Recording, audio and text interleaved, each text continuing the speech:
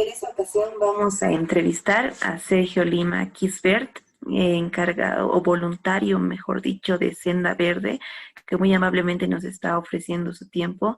Senda Verde se encuentra en el departamento de La Paz, en Noryungas. Es una organización que se encarga de rescatar a los animales y bueno, vamos a comenzar con las preguntas. Buenas noches. Buenas noches, ¿cómo están? Muchas gracias por la entrevista. Ya. La primera pregunta es, en caso de que un animal sea rescatado y él mismo fue domesticado, ¿cómo fue el caso del zorro Antonio? ¿En qué posición se encontraría la organización? A ver, es un tema muy importante del que hay que hablar. Se han movido muchos sentimientos alrededor de esta tenencia ilegal de este animal silvestre. Hay que partir siempre desde el punto de vista legal. La Constitución Política del Estado determina que los animales silvestres y toda la biodiversidad es considerado patrimonio natural del Estado. El Código Penal indica que el deterioro al patrimonio natural del Estado te puede llevar 6 años a la cárcel. La Ley 1333 indica en el artículo 111 que la tenencia, acopio, incentivo de tenencia de animales silvestres o sus derivados te lleva 2 años a la cárcel, y el artículo 115 indica que si un servidor público es encubridor, incitador de las contravenciones tipificadas en esta ley, sufre el doble de la pena de privación de libertad. Entonces, partiendo desde el punto de vista legal, el momento en que esta familia ha adquirido, entre comillas, rescatado al zorro Antonio, ya está bien, perfecto, se les puede reconocer el hecho de haberlos rescatado, pero lo que ellos deberían haber hecho en ese mismo instante era entregarlo a las autoridades correspondientes, como indica la ley. ¿Por qué no lo han entregado a las autoridades correspondientes? Porque demuestran que son seres humanos, lastimosamente. ¿Por qué? Porque el ser humano es muy egoísta. El ser humano solo piensa en sí mismo. Entonces, yo tengo un zorro que yo he rescatado y yo me lo voy a quedar porque yo lo quiero. Eso es lo que ha pensado esta familia. Y se lo ha quedado al zorro ilegalmente, en contra de la ley y en contra de la ética y en contra de las necesidades de bienestar animal que tendría que tener este zorro.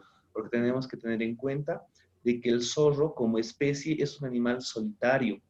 Entonces, si bien ellos lo tenían como un perrito, como un cachorrito dentro de la casa, la separación iba a llegar tarde o temprano, pero iba a llegar porque el zorro en una época adulta se iba a manifestar como se manifiesta su especie, es un animal salvaje. Entonces, él iba a atacar ya sea un miembro de la familia, un gato, un perro. Si ustedes ven los videos que han publicado del zorro Antonio en esa casa, dentro de esa casa, cuando él estaba queriendo jugar con un perrito, ustedes van a ver, los que entiendan un poco más de este tema de los animales domésticos, van a ver que el perrito le lanza una mordida de advertencia. Quiere decir que la convivencia entre animales domésticos y silvestres no estaba en armonía en esa casa. Es algo que ellos no han entendido, la familia no ha entendido o no ha querido entender por el egoísmo de querer tener un animal silvestre, porque ningún vecino, ningún amigo tiene ese mismo animal. Entonces yo, como ser humano egoísta, lo voy a tener porque nadie más lo tiene. Entonces, lo que ellos han hecho ha sido desde el punto de vista ilegal, en contra del bienestar animal, muy egoísta por parte de ellos. Y lo vamos a poner un claro ejemplo de lo que ha pasado a principios de año.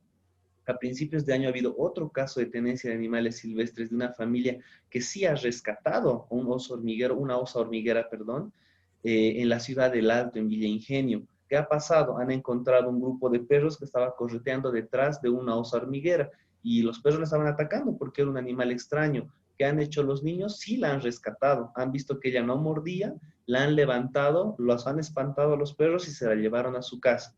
¿Qué hicieron los papás? Averiguaron qué tienen que hacer con ese tipo de animales y no encontraron ni en internet ni en ningún lado que deberían haber hecho con los animales. Pero ahí brilló su ingenio. Dijeron, ¿cómo me comunico con aquellas autoridades competentes?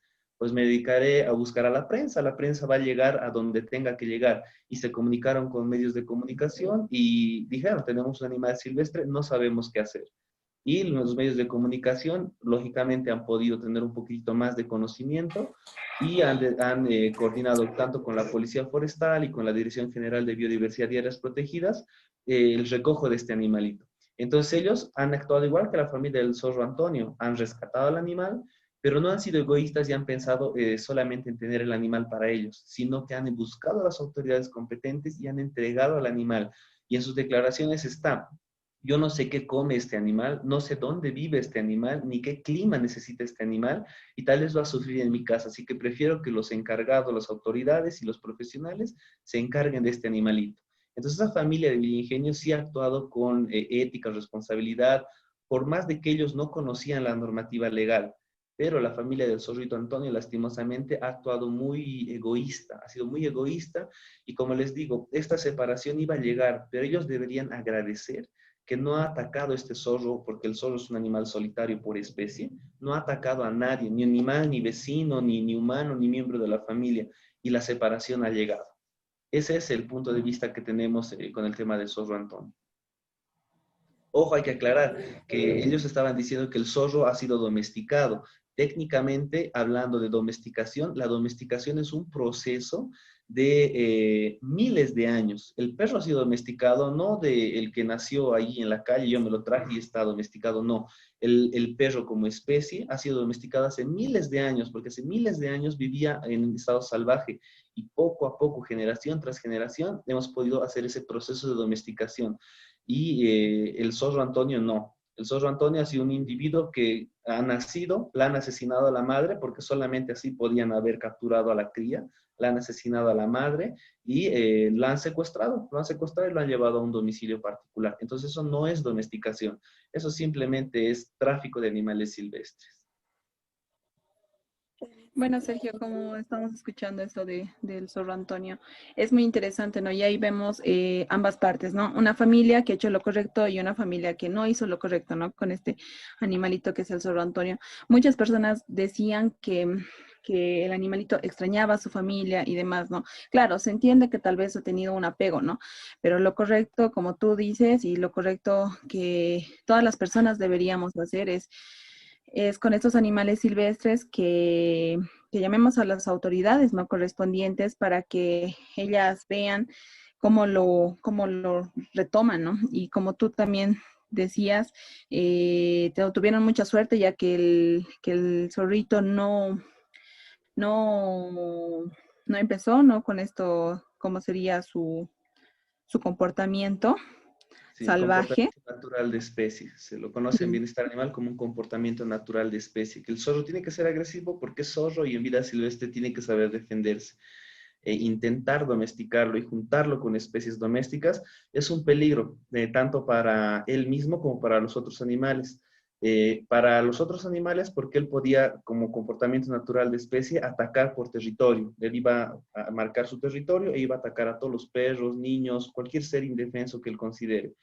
Y es un peligro para él mismo, porque un zorro no puede estar cerca de una cocina, él no entiende que es una cocina, no Claro, entiende que y es aparte no la es, manguera de la garrafa. ¿no? El Solo zorro tiene también que cazar. sí, al estar en convivencia con animales domésticos, puede transmitir enfermedades y así también puede contagiarse de enfermedades, como por ejemplo lo que todos conocemos como el moquillo, ¿no ve? El distemper canino es una enfermedad que tal vez podría contagiarse este animalito.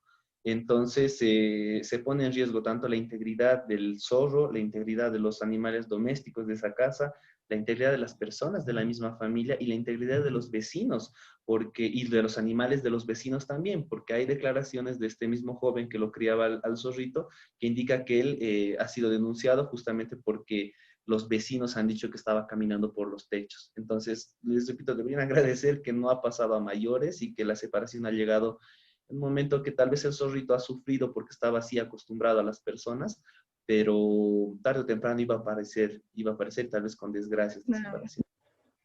Eh, Apartando un poquito esto del zorro Antonio, que ya nos has informado, ¿no?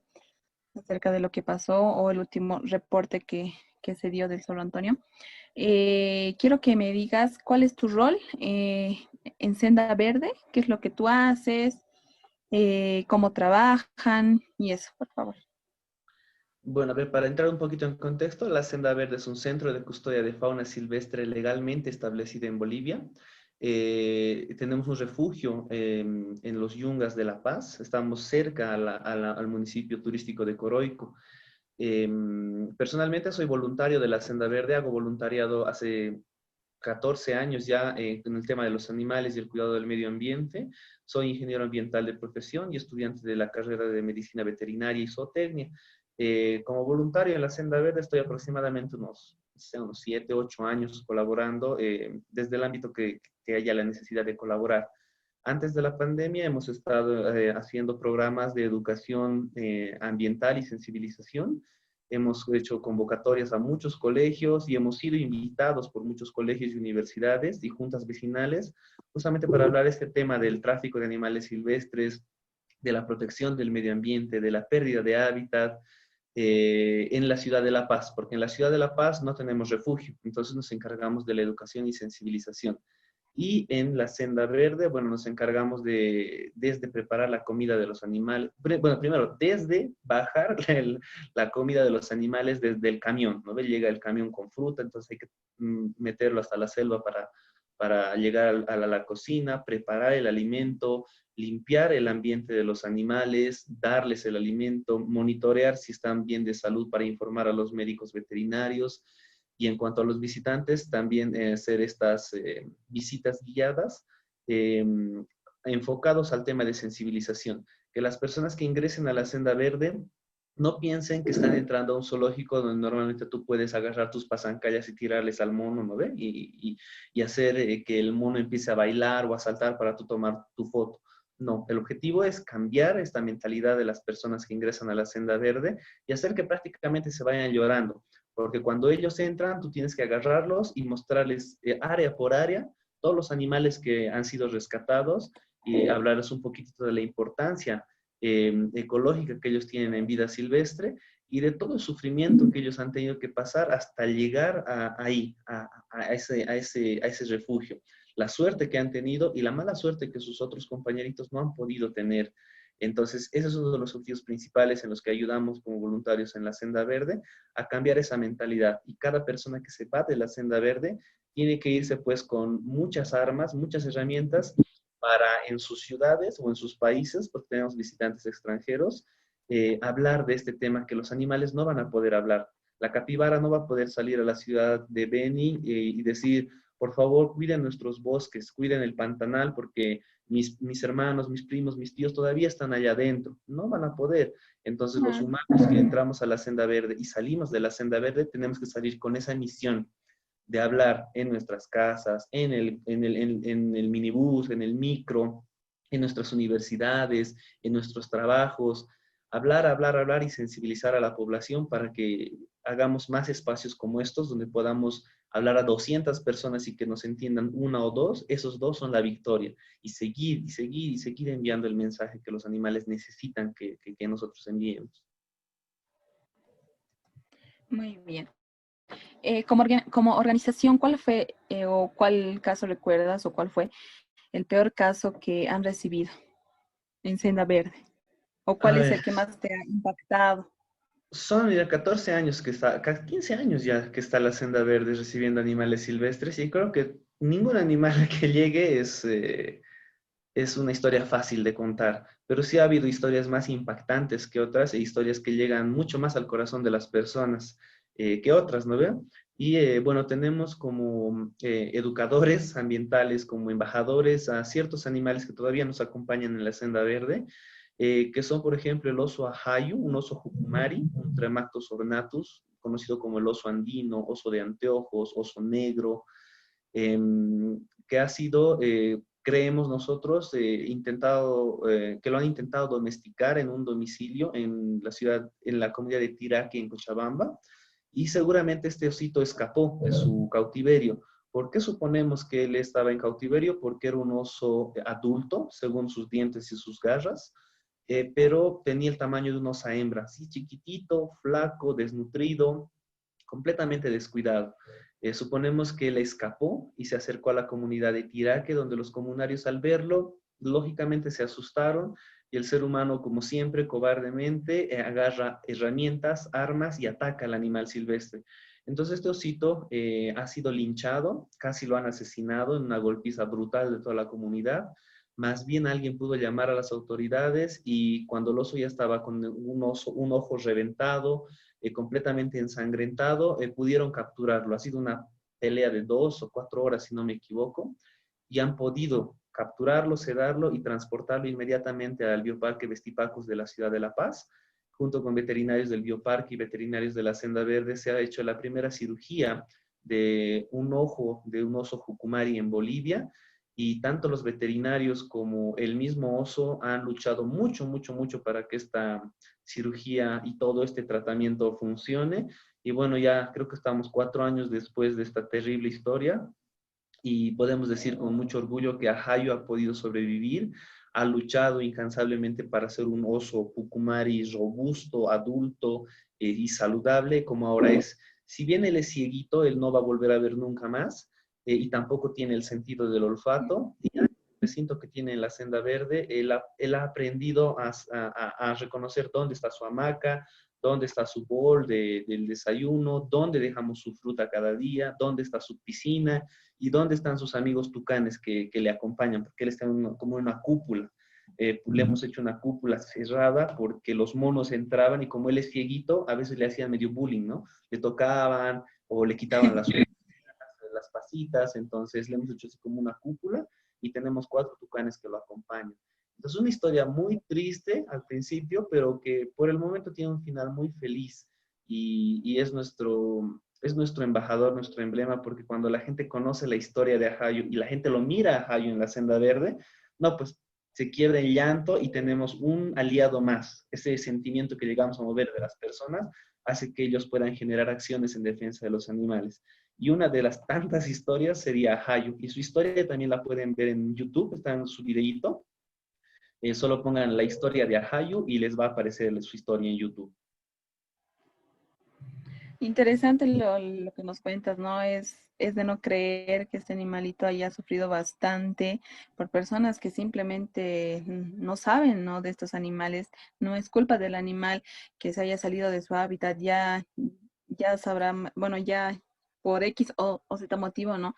Tal vez porque estaban entrando a su casa o estaban talando árboles, no sabemos, pero me alegra la verdad que hayas sobrevivido, ¿no? A lo que tú dices, a esos tremendos golpes que le dieron y demás, ¿no? O sea, es impactante que la gente haga eso con esos animalitos, ¿no? Que los animalitos al final no tienen la culpa, tampoco saben dónde está yendo y demás, ¿no? Y es impresionante lo que tú cuentas. Y acá también tienes otra aliada, ¿no? O sea, esta historia yo creo que a cualquiera le parte el alma, y escuchar eso es, wow, hasta me animaría a ir de voluntaria, la verdad. Debe ser una experiencia extraordinaria y bueno, muchas gracias por esa historia. Ahora, continuando con las preguntas, eh, ¿qué animal se rescata más, o sea, con más frecuencia en Senda Verde? Ya, a ver, lo que llega en mayor cantidad son aves, diferentes especies de loros, ¿no? Los loros habladores en su mayoría, por justamente ese tema de que ellos tienen la capacidad de repetir lo que el ser humano habla. No te van a hacer una charla, pero la gente los comercializa, los compra porque quiere que un lorito esté ahí diciendo, lorito real, saca tu real. Se aburren porque las aves hacen su defecación junto con el orín, entonces hacen caca cada rato, se podría decir, y es una caca líquida. También ellos, el pico no les termina de crecer, entonces para que no se les achuequee, que nos han llegado casos de que en vez del pico sea así, el pico está pues completamente achuequeado, porque ellos tienen que desgastar este pico. ¿Y cómo lo desgastan en una casa? Mordiendo las sillas. Yo les voy a mostrar las sillas que tengo, ¿no? Porque siempre los tenía aquí a los animales antes de que se vayan a la senda. Entonces todas las sillas están mordidas, las puertas, las ventanas, y la gente se aburre y los empieza a golpear, a golpear, a golpear. Al final vienen con la historia de que, oh, me encontré un lorito, lo puedo entregar, ¿no? Y por eso es que tenemos gran cantidad de loros, tanto los habladores como los periquitos, los con alita amarilla, porque los traficantes normalmente les dicen, es un pichoncito de loro hablador, es chiquitito, es crita, es pollito, luego va a crecer, los engañan, ¿no? La gente no sabe. Y este lorito, que es una especie muy pequeñita, nunca crece, y la gente dice, ah, me han estafado, entonces igual iré a mentir, les diré a decir, ah, le cuento que he rescatado un lorito, se los entregaré, y nosotros tenemos que recibir, ¿no? La segunda especie que llega en cantidad son los primates, los monos, más que todo los monos capuchinos, que son unos monos cafecitos. se los conoce como mono martín, de la especie Zapajos apela. Son los monos, creo que después de los chimpancés, los monos más inteligentes que existen. Si tú les das un montón de llaves y un montón de candados, ellos van a abrir todos los candados que puedan. Ellos van a formar grupos, te van a distraer mientras tú estás limpiando su recinto y uno te distrae y el otro está abriendo las 2 o 3 o 5 puertas que tenemos de seguridad para escapar. Entonces son monos muy inteligentes. Antes en la ciudad de La Paz y en bueno, toda Bolivia se los disfrazaba de botolitos y se los hacía sacar la suerte, todo el tiempo encadenados, ¿no? Porque son animales muy, muy inteligentes. Asimismo, son animales muy, muy agresivos, porque son animales machistas, territoriales, que tienen un macho alfa que domina una tropa de 35 monos. Entonces, cuando los adquieren, son lindos, son hermosos de bebés, juegan, es una maravilla jugar con ellos, una experiencia inolvidable, pero eso es un tiempo. Luego ellos crecen y su instinto salvaje sale a flor de piel y ellos lógicamente van a atacar. Si bien yo crío un monito, yo lo quiero y él me quiere, él lógicamente por territorialismo y por comportamiento natural de especie me va a amar y me va a adorar a mí, pero ya me va a marcar como su territorio. Entonces cuando mi mamá venga y me diga, hola hijito, y me dé un beso, este mono le va a brincar a la cara a mi mamá y le puede sacar un dedo, una nariz, una oreja con mucha facilidad, un pedazo de labio, porque es un animal salvaje. Entonces, cuando empiezan estos comportamientos agresivos, la gente viene otra vez, ¿no? Con la mentirita, le cuento que he rescatado un monito, le cuento que me he encontrado, que el pobrecito, lero, lero, candelero, y tenemos que recibirlos. Lastimosamente, en la senda verde ya no estamos recibiendo monos capuchinos adultos, porque tenemos aproximadamente unos 70 de estos, y como les digo, el comportamiento de ellos es muy peligroso. El área, tienen un área establecida los monos capuchinos fuera de todo lo que visita la gente, los humanos, donde solamente ingresan el encargado de los monos capuchinos y los voluntarios varones. No ingresan voluntarias mujeres porque ellos, como les digo, son muy agresivos y no aceptan a las mujeres, ¿no? Tanto por las feromonas que ellas emiten que nosotros no podemos ya sentirlos, pero ellos sí. Entonces, las voluntarias solamente el último día de su visita se acercan donde salen los pequeños, juegan un momentito, se sacan las fotos del recuerdo y no pueden trabajar más con ellos.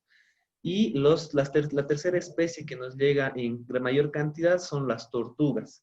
¿Por qué? Porque en los acuarios normalmente las comercializan, ¿no ves? Así chiquititas, como llaveritos, y te la compras para tu pecera de ese tamañito. Pero la tortuga así chiquitita empieza a crecer, crecer, crecer, crecer, y ya no puede dar ni la vuelta en tu pecera, entonces nuevamente vienen con la mentirita.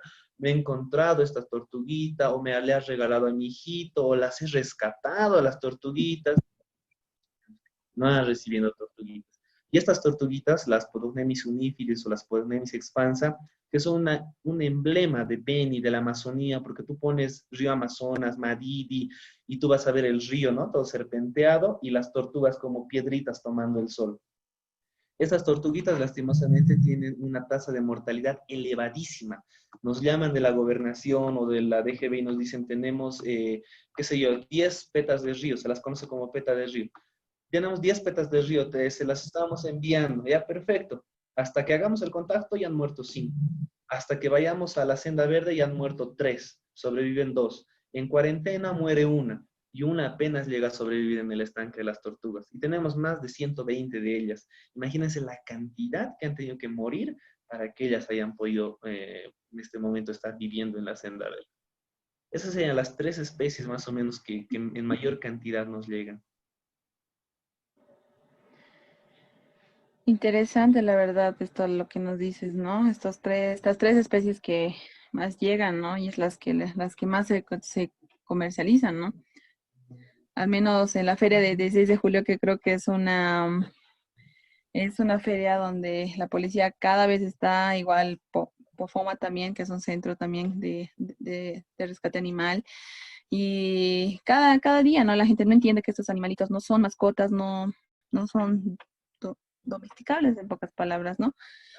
Y, y bueno, continuando con las preguntas, como organización, ¿cuál es la misión aparte de rescatar a estos animalitos?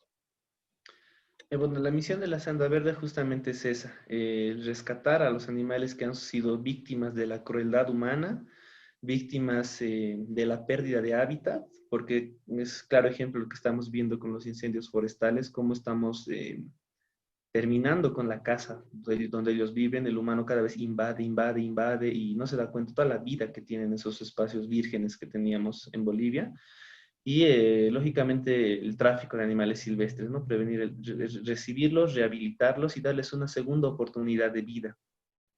Y lógicamente educar en el camino con todas las experiencias que estamos viviendo en el rescate y rehabilitación de animales, educar y sensibilizar a las personas, porque consideramos todavía que si bien el ser humano está llevando a la sexta extinción masiva todo este planeta, a su especie y a otras especies inocentes, creemos que entre estos 7.500 millones de humanos que existen en el planeta, todavía hay unos cuantos loquitos que son una esperanza para que continúe la vida en este planeta.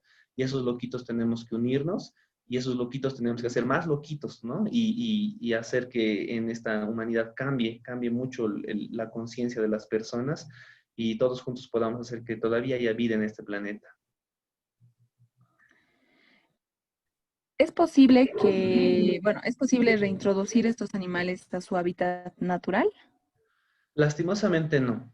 Si bien hemos visto reintroducciones, por claro ejemplo del incendio de la Chiquitanía, donde tú encontrabas una serpiente con quemaduras de primer, segundo, tercer grado, eran rescatadas, eran derivadas a un centro a un refugio de emergencia, refugio temporal, eran curadas por médicos veterinarios especializados en fauna silvestre. Una vez curados, eran reintroducidos inmediatamente en el lugar donde ellos habían sido rescatados o en un ambiente similar. Esas reinserciones sí se pueden realizar, lógicamente, con una evaluación de profesionales especializados en fauna silvestre. Tenemos que aclarar que los veterinarios, la veterinaria es una carrera muy amplia. Puedes especializarte en animales mayores, o sea, en ganado, puedes especializarte en animales domésticos, perritos y gatitos, en animales exóticos, hámsters, peces, palomas blancas, canarios, gatitas, y puedes especializarte en animales silvestres. Y el especializarte en animales silvestres, puedes especializarte en primates, en reptiles, en aves, es muy amplio, pero mínimamente el criterio de médicos veterinarios especializados en fauna silvestre va a determinar, junto con las autoridades ambientales competentes, si un animal puede ser inmediatamente reintroducido a su hábitat natural. Pero los animales que han intentado ser domesticados no tienen posibilidad, porque en primer lugar, estos animales no saben a qué especie pertenecen. Se ven un día un loro con otro loro y se espantan porque ellos piensan que son humanos, se troquelan con humanos, piensan que son perros, piensan que son gatos, porque nunca, o sea, no se recuerdan cuál era su especie, no saben para qué les sirven las alas. Ellos pueden aletear o pueden caminar kilómetros y kilómetros porque no saben a qué especie pertenecen. Entonces, no saben a qué especie pertenecen, no saben buscar su propia comida, están esperando a que el ser humano les traiga la comida, y si tú los liberas así por así, ellos van a buscar al ser humano, se van a acercar a comunidades humanas donde los van a matar, se los van a comer, los van a vender por partes, ¿no? Plumitas, piecitos, colitas, piquito, colmillito, garrita, o los van a traficar nuevamente como animales de compañía, intentando domesticarlos, y no creo que tengan la suerte de volver a ser rescatados y que lleguen a un centro de custodia. Eso es prácticamente imposible. Cuando un animal llega a Senda Verde, ¿cuál es el proceso que se tiene para poder introducirlo con los demás animales? Allá se depende mucho de la especie, pero en general ingresan a nuestra clínica veterinaria. Tenemos distintas áreas de cuarentena donde los veterinarios tienen que ver el estado de salud del animal y el comportamiento del animal. Hay muchos animalitos, como les decía, que no saben a qué especie pertenecen y difícilmente van a ser aceptados por su tropa. Pero si llegan, por ejemplo, los monos bebés, tenemos primero que hacerlos sobrevivir. Quiere decir que encargamos a mamás sustitutas, que son las voluntarias, que tienen que dormir, cambiar el pañal, dar la fórmula, hacerles hacer ejercicios, ver si hacen caquitas, si hacen pis. Tienen que ser mamás sustitutas. Entonces, lastimosamente al hacer esto, los humanizamos mucho a los monos. Entonces, una vez que ellos ya van creciendo de bebés un poquitito a niños, tenemos que ir soltándolos poco a poco con la tropa. Las monas hembras son buenas mamás, ellas aceptan, adoptan a los bebés. Entonces, ellas les enseñan a ser monos y poco a poco les enseña, ¿no? El lenguaje, porque ellos se comunican, algo que nosotros no entendemos, tienen un sistema de comunicación, tanto con la voz como con movimientos corporales, les enseñan el idioma al que ellos hablan y poco a poco los introducimos a la tropa. Los soltamos una mañana y los volvemos a meter a la jaula de los humanos, porque en la senda B de los humanos estamos enjaulados. Los metemos a la jaula de los humanos y al día siguiente volvemos a hacer esa práctica. Esto puede durar 3 meses, así como 3 o 4 años, dependiendo del comportamiento del monito. Y una vez que la tropa ha aceptado al mono, el mono es adulto, recién lo podemos liberar, mientras ya estamos con otro bebé en nuestras costas, ¿no? ¿Qué mensaje le darías a esas personas sobre la tenencia ilegal de animales silvestres? Bueno, el mensaje en primer lugar es que tener un animal silvestre te puede llevar a la cárcel, porque eso dice la ley. Pero aparte de la ley, tienes que pensar tal vez en ti y en tu familia. Un animal silvestre es un animal salvaje, un animal que no ha nacido con el ser humano y no necesita del ser humano. Y al acercarte a un animal silvestre, pones en riesgo tu propia integridad, porque al ser un animal salvaje puede ocasionarte desde heridas, amputaciones, mutilaciones, hasta contagio de enfermedades. Claro ejemplo lo que estamos viviendo actualmente y lo que hemos vivido todo el 2020, la aparición de una enfermedad, ¿no ve? El COVID-19, muchos lo culpan al murciélago porque nos ha traído la enfermedad, otros culpan a la serpiente, sea cual fuera, el animal no es el culpable es el ser humano porque el ser humano se acerca a especies a las cuales nunca debería haberse acercado y de paso se las lleva a su casa, ¿no ve? Entonces, puede traerte graves consecuencias y ojalá esta pandemia, esta enfermedad del coronavirus, nos haga recapacitar como seres humanos y dejemos a la naturaleza en paz, dejemos al bichito que ha nacido ahí, ahí, al honguito, a la plantita, al monito, al lorito, al quirquincho, a la vicuña que han nacido en vida silvestre, tenemos que dejarlos ahí porque nosotros mismos nos ponemos en riesgo. Y luego de pensar en mí, también tengo que pensar en el mismo animal, ¿no? El animal ha nacido sin ayuda del ser humano, el animal silvestre consigue comida, su pareja, cría sus bebés, sin ayuda del ser humano. Entonces, ese es el estilo de vida, eso es lo que necesita ese animal. Si quieres tener un animalito, puedes tener un perrito. Hablábamos del comportamiento natural de especie. El comportamiento natural de especie de un perro es estar al lado de un ser humano. Incluso los albergues de perritos de los animalistas que dicen amar a los animales y tienen 60, 70 perros en un albergue y no tienen a nadie que esté durmiendo con ellos, esos animales están maltratados. El perro necesita del ser humano y lo repito, el perro necesita de un ser humano, pero el animal silvestre no. Si tú quieres tener un animalito, puedes adoptar un perrito de la calle, que él va a estar enormemente agradecido. Él necesita besos, apapachos, caricias, necesita que tú le hagas el alimento, que tú lo vacunes, que lo esterilices, que lo desparasites. El mono, el loro, la tortuga, la serpiente, el caimán no necesitan eso. Entonces, pensando en el animalito, dejaremos a los animales silvestres en paz. Y si tenemos un animalito, un perrito o un gatito, lo tendremos como merece, ¿no? Con mucho cariño, mucha atención y dentro de nuestra propiedad. Porque el animal silvestre puede estar allá, en la selva, en el altiplano, en el salar, pero el perro y gato que nosotros tengamos tiene que estar dentro de nuestra propiedad. Si lo dejo en la calle, es un peligro para él mismo, para los transeúntes y es una incomodidad porque todos tenemos derecho a caminar sin andar pisando cacas, sin andar contagiándonos parásitos. Entonces el perro tiene que estar dentro de nuestro hogar. Y el gato también. Si yo dejo que mi gato se vaya por los techos, el gato va a ir a asaltar nidos de aves silvestres. Por ejemplo, en la ciudad de La Paz tenemos un montón de aves silvestres. La Patagonia gigas, que es un colibrí gigante, lo tenemos anidando en nuestra ciudad, pero a causa de los gatos que nosotros irresponsablemente tenemos y los dejamos fuera de nuestra propiedad, esos nidos son asaltados y las poblaciones de animales silvestres que tenemos en nuestra ciudad también están decayendo. Entonces tenemos un poquito más conscientes y tendremos lo que podemos tener. Nadie tampoco nos puede obligar a tener un animal, ni nuestro hijito, ni nuestro papá, ni nuestra enamorada, ni nuestro enamorado, nadie. Si yo no tengo la posibilidad, no tengo las ganas de tener un animal, no tengo la paciencia, no tengo el dinero ni el tiempo para tener un perro y un gato, nadie me puede obligar. Y es mejor no tener un animal a ser parte de la crueldad. tanto con domésticos como silvestres. Si hago crueldad dentro de mi casa y mi hijo, mi hermanito ve que soy cruel con un animal, cuando él crezca va a ser cruel con otro animal, va a ser cruel con sus hijos, con su esposa, y ahí es donde empieza la violencia intrafamiliar. Entonces el tema de los animales es algo muy importante y muy delicado que siempre debemos mencionar. Entonces el mensaje que damos es que los animales silvestres no son mascotas, ellos son felices en su hábitat y no en tu casa. Muchas gracias por la entrevista, Sergio. Muchísimas gracias por haberte sacado un poquito del tiempo, ¿no? Y te agradecemos, ¿no? Por esta linda entrevista que nos has dado. Nos has hecho reflexionar bastante y esperemos que las personas pues cambien, ¿no? Como tú lo decías también, de la pandemia también hizo cambiar a muchas personas como a otras, ¿no? Pero esperemos que las personas pues tengan un poco de conciencia sobre estos animalitos y que ya no los comercialicen ni nada por el estilo, que ya no los tengan en su casa porque no es su hábitat, ellos no son felices ahí. No porque tú seas feliz, el animal va a ser feliz ahí, ¿no? Y ese es el mensaje que damos a todas las personas. Y muchísimas gracias por la entrevista, Sergio. A ustedes más bien las gracias y de verdad felicidades porque estos son temas que de verdad la sociedad necesita saber, necesitamos hablar de esto y es no solamente por el bienestar de los animales, es por el bienestar de la humanidad y de la vida del planeta.